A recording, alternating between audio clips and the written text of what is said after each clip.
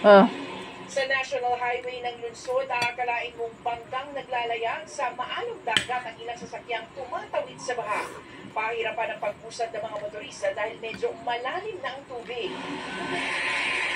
Ramdam rin ang masamang panahon sa ilang bahagi ng Cagayan, gaya sa Tuguegarao City. Mabilis pinaha ang ilang bahay. Sa bayan ng Gonzaga, makulimlim at maulang panahon na rin ang naranasan kanina. Binabantayan ng tubig sa ilog dahil sa bahagyang pagtaas ng level nito. Ang mga magsasaka nilinis na rin ang irigasyon para walang bumara sa daluyan ng tubig. Inilipat naman sa mas mataas na lugar ang mga bangka. Bumangos din ang ulan na may pabugso-bugsong hangin sa Bontoc Mountain Province. Lumambot naman ang lupa at gumuho ang isang pader sa Baguio City.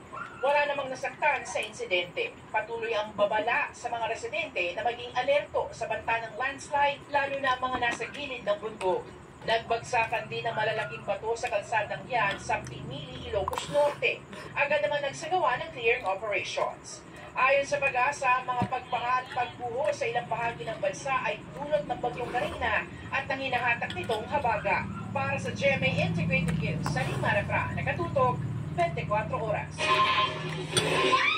Susuro! Agawan ng pasahero na uwi sa gitgitan ng bus at modern jeepney. Vice President Sara Duterte, walang naging plano na panoorin ang ikatlong sona ng Pangulo.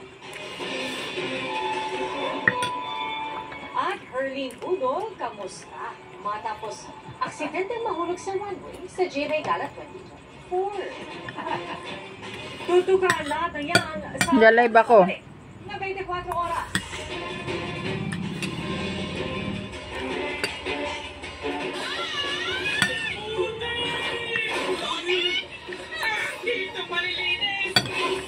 Gulat ka?